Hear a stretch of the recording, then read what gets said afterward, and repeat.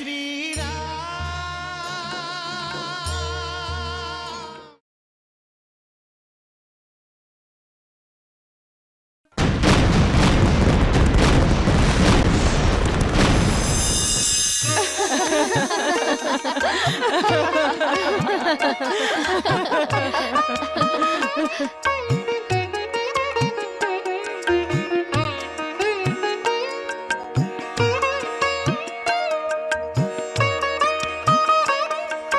মহারানী, আমরা জানতে চাইছি যে নববধূরা স্বামীদের কতটা ভালোবাসেন।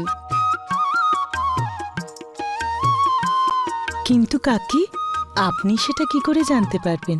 সেভাবেই যখন বৌরানী তার স্বামীকে খাওয়াবেন, তার খাওয়ানোর ভঙ্গিমাতেই জানতে পারবো, আমরাও আর আপনারাও। আপনিও তো রাজভবনে আসার সাথে সাথেই মহারাজ দশরথকে খাইয়েছিলেন। এতে আর নতুন কি আছে? কইকেই মহারানী তো আজও মহারাজাকে নিজের হাতে খাবার খাওয়ান। সেই জন্য জানো কি, এখন তুমি রামকে খাবার খাওয়াও।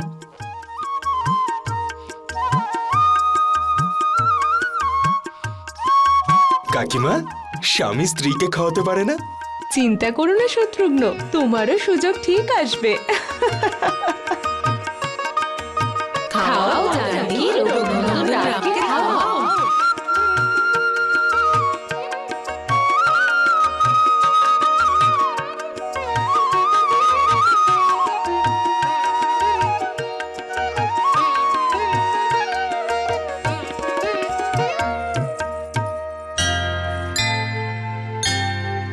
मधुसिक्त हाथों से सिया रघुवर को भोग लगा रही। मोदक है बालाजी को प्रिय, मोदक सप्रेम खिला रही। कैसा सुखद परिवेश है, कैसी मधुर यह रीति है। सब मुदित मन देखे युगल में, जो परस्पर प्रीति है। लक्ष्मी को कर मोदक अर्पण, प्रत्युत्तर देते नारायण।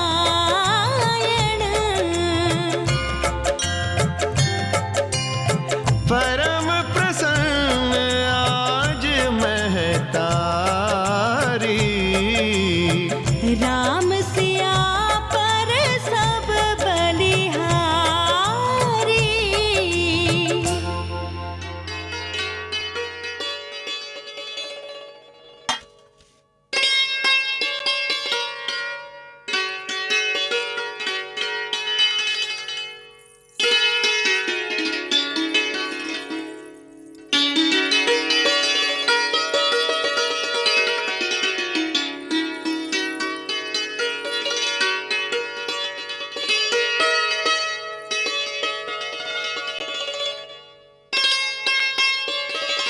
রামের হাতটা ধরে রেখো, জানো কি, ওকে আংটিটা তুলতে দিও না। জ্যেষ্ঠ, শীঘ্র আংটি বার করুন।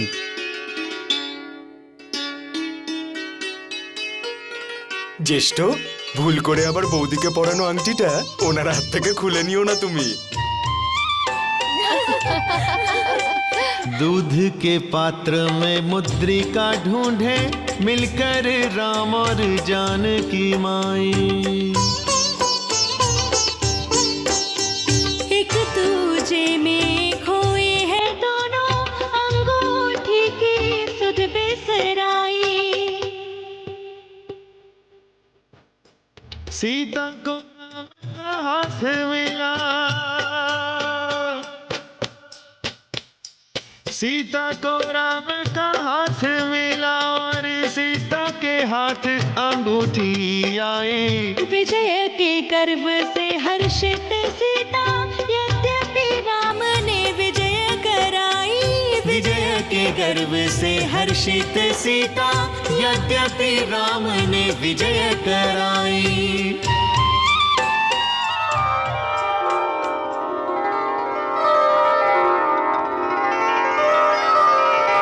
অযোধ্যা নরেশ,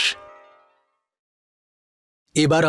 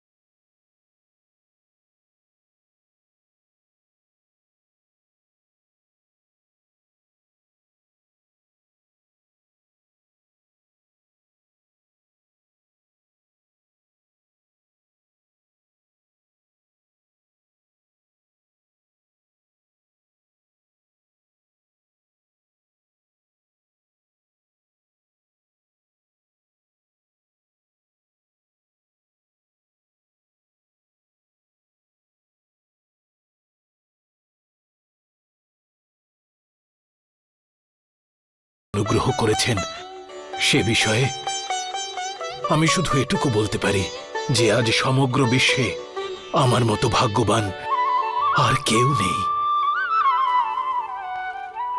আমি কৃতজ্ঞ গুরুশ্রেষ্ঠ, আমি কৃতজ্ঞ। ব্রহ্মর্ষি, আপনার কাছে একটা অনুরোধ আছে যে আপনি মহারাজ দশরথের অনুরোধের সম্মানটা স্বীকার করুন। আপনার যেমন আজ্ঞা মহর্ষি, আপনার যেমন আজ্ঞা।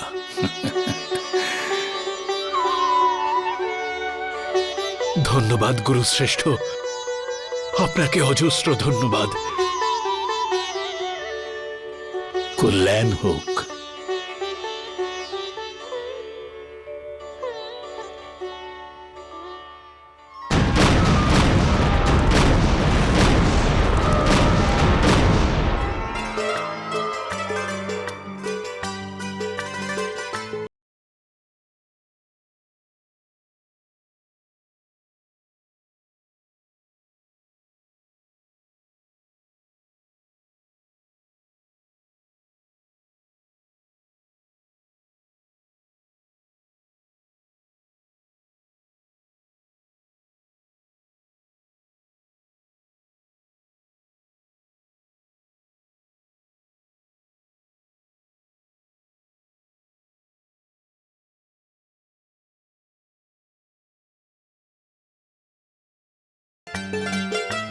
যে ওনার কন্যাদের পিতার স্নেহ দেব।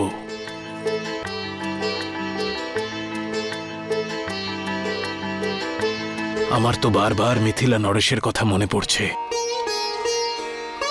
আসার সময় উনি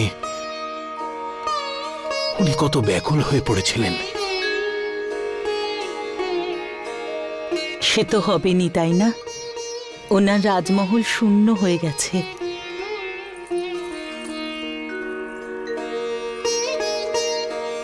অশ্রুধারা বয়ে যাচ্ছিল, মনে হচ্ছিল যেন মিনতি করছেন যে আমার কন্যাদের খুশি রাখবেন, ওরা যেন কখনো দুঃখ না পায়। মহারাজ জনকের থেকে অধিক ব্যাকুল তো মহারানী সুনয়না হবেন হয়তো। একজন মায়ের তার সন্তানের চিন্তা অধিক হয় মহারাজ। তুমি ঠিকই বলেছ কৌশল্যা। মহারাজ জনকের মনের কথা বুঝতে পেরে আমি ওনাকে প্রতিশ্রুতি দিয়েছি যে ওনার কন্যাদের সঙ্গে অযোধ্যার রাজভবনে সেই রকমই ব্যবহার হবে যেমনটা দশরথের কন্যাদের সঙ্গে হওয়া উচিত। মহারাজ, আমরা আমাদের এই বৌমাদের সাথে একদম মেয়ের মতোই ব্যবহার করব। তাছাড়া আপনার আমাদেরকে এসব বলার প্রয়োজন নেই মহারাজ। আমরাও এই গৃহে বধূ হয়ে এসেছিলাম। আজও আমাদের সব কিছু মনে আছে যা এই গৃহে আসার পরেই আমরা অনুভব করেছিলাম। সবই তো এক সময় নতুন থাকে। কার মনে কি আছে, কে কি ভাবছে, কখন কার কোন কথা খারাপ লাগবে, এই ভয় সব নতুন বউয়ের মধ্যেই থাকে। কিন্তু আমরা আমাদের বৌমাদের মনে ভয়ের জায়গায় ভালোবাসা ভরে দেব।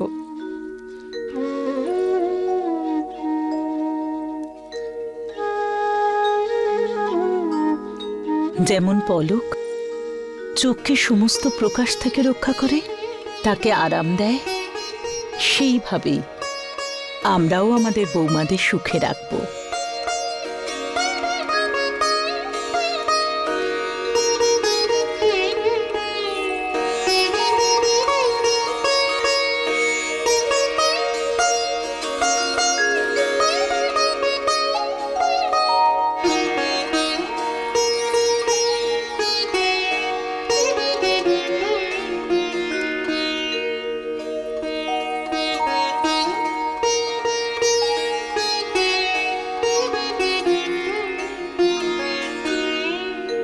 जय श्री राम।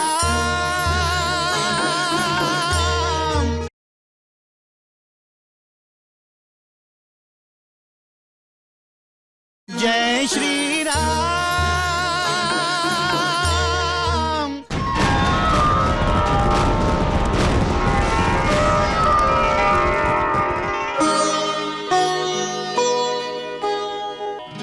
यह मधुयामिनी दीर्घ प्रतीक्षित सेज सुहाग की सिय से सुशोभित।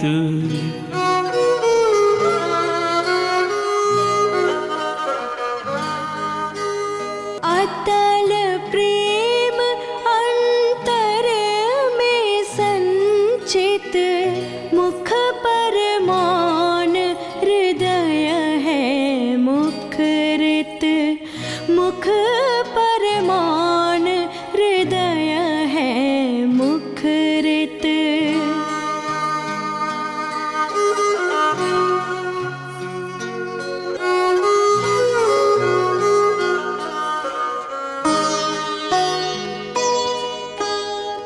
चंद्र वदनी सिय चंद्र निहारे, प्रिय की प्रतीक्षा में गिन रही तारे।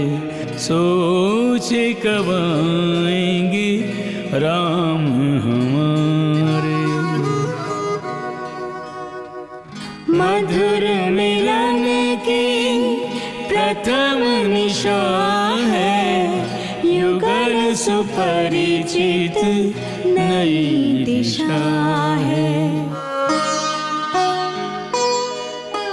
সীতা,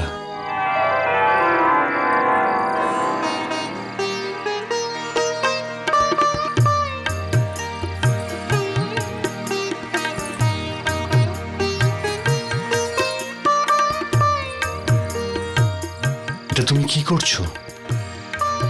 আমার পরমেশ্বরের চরণ বন্দনা করতে চাই। আমি পরমেশ্বর নই, তোমার স্বামী আমি, আর তুমি আমার স্ত্রী।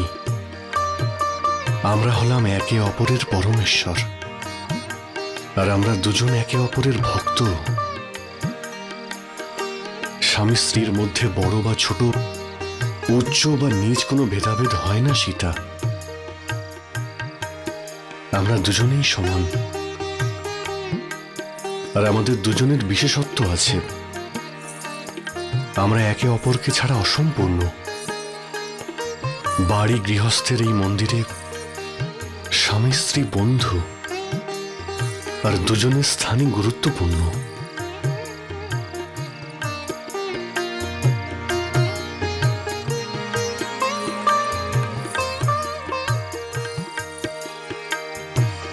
যদি একটা স্তম্ভ না থাকে, তাহলে এই মন্দিরও থাকে না। যদি স্বামী স্ত্রীর মধ্যে উচ্চ বা নিচের কোনো ভেদাভেদ থাকে, তাহলে একে অপরের কি করে হবে? আমাদের একে অপরের বন্ধু হতে হবে। স্বামী স্ত্রীর সখা হবে, আর স্ত্রী স্বামীর সখী। সারা জীবন আমাদের একসঙ্গে থাকতে হবে। প্রতি মুহূর্তে, প্রত্যেক অবস্থাতে আমি আমার নিজের মন থেকে তোমাকে নিজের স্ত্রী হিসেবে গ্রহণ করছি। আর এটা আশা করছি যে তুমি সব কর্মে আমাকে সহায়তা করবে। তুমি সঙ্গ দেবে তো? আর খারাপ কর্মে?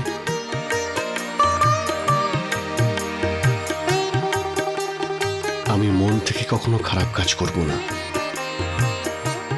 কিন্তু মানুষ তো ভুল করতেই পারে, সে পথভ্রষ্ট হতে পারে। যদি জীবনে তুমি আমায় কখনো এরকম দেখো, তাহলে এটা তোমার কর্তব্য যে আমাকে সেই পথে যেতে বাধা দেওয়া।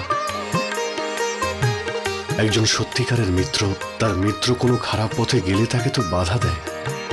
ঠিক সেইভাবে তুমি সারা জীবন আমাকে আগলে রেখো সীতা। দেখো, তুমি আমার মনের মন্দিরের দেবী। তোমায় যখন প্রথমবার আমি দেখেছিলাম,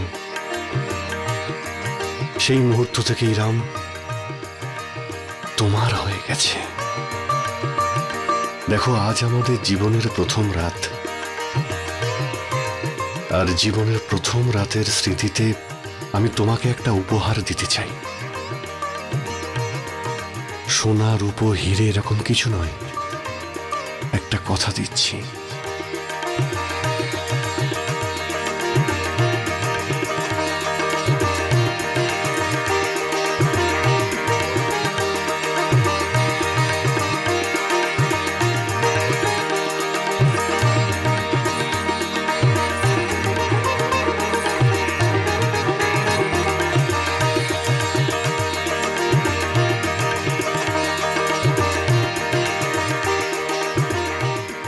সীতা, এই চন্দ্রকে সাক্ষী রেখে আমি তোমায় একটা কথা দিচ্ছি যে আজ থেকে তুমি ছাড়া প্রত্যেক নারী আমার কাছে পর হবে। রাজাদের অনেক রানী রাখার প্রথা রয়েছে, কিন্তু আমার জীবনে তুমি ছাড়া অন্য কোনো স্ত্রী কোনোদিনও আসবে না। আর না আমার মনে অন্য নারীর কথা কোনোদিনও আসবে। রামের একটাই স্ত্রী থাকবে, আর সে হলো সীতা।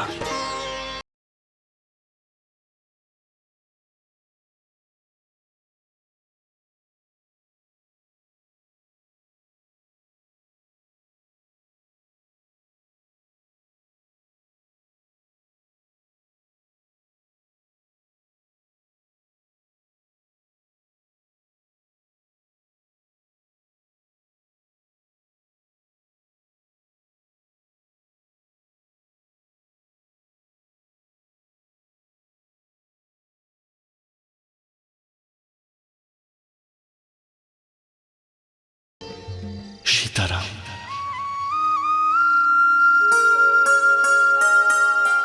আমি এই প্রতিজ্ঞা করছি,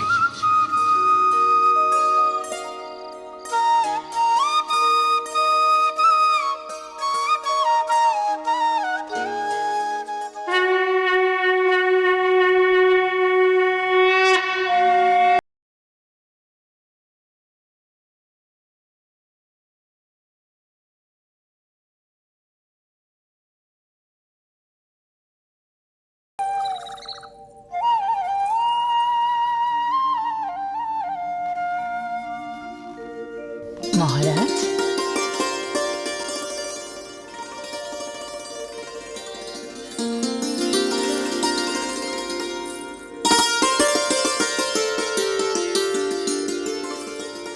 মহারাজ কি উতলা হচ্ছেন দেখুন দিদি।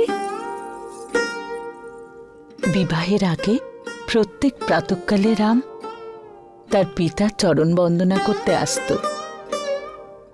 আজও আসবে? সত্যি? একদম সত্যি। কারণ রাম ন্যায়নিষ্ঠ, ধর্মপালক, সত্যনিষ্ঠ। যে কেউ তার ধর্ম ভুলতে পারে, কিন্তু আমার রাম কখনো নয়।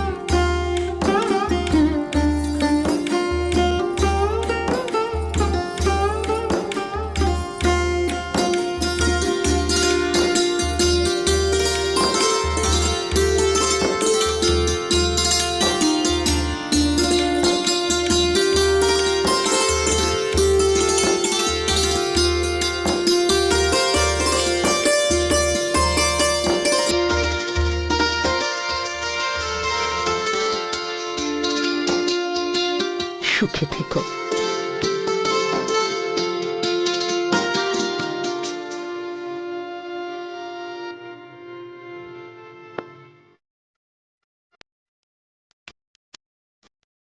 দীর্ঘজীবী হও, সৌভাগ্যবতী হও। পিতা, আমরা 4 ভ্রাতা নিজেদের স্ত্রীর সঙ্গে আমাদের বিবাহিত জীবনের জন্য প্রজাদের কাছে আশীর্বাদ চাই। তুমি একদম ঠিক ভেবেছ রাম। আর সময়ও তোমার সাথেই আছে রাম। অযোধ্যাতে প্রজারা মহাদেবের মণ্ডপ বানাচ্ছেন, আর সেই মণ্ডপে নববিবাহিত দম্পতিদের আশীর্বাদ দেওয়া হবে। পুত্রগণ, তোমরাও ওই মণ্ডপে যাও।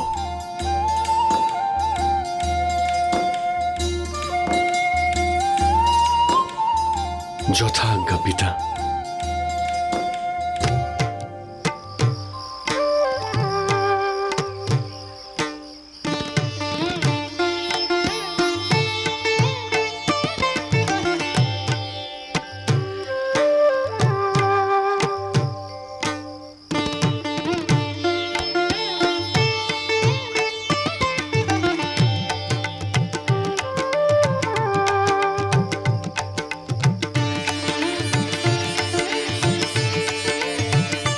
আজকের এই অনুষ্ঠান তখনই সফল আর সম্পূর্ণ হবে যখন রাম আর সীতা এখানে আশীর্বাদ নিতে আসবেন। কেন স্বপ্ন দেখছো? প্রজা রাজার আশীর্বাদ নিতে রাজার কাছে যায়। রাজা কোনোদিন প্রজাদের আশীর্বাদ নিতে এসেছে? এই যে শুনুন, কি হলো? কেন চিৎকার করছো? আজ আমাদের বড়ই সৌভাগ্য, সাক্ষাৎ প্রভু আশীর্বাদ নিতে এসেছেন।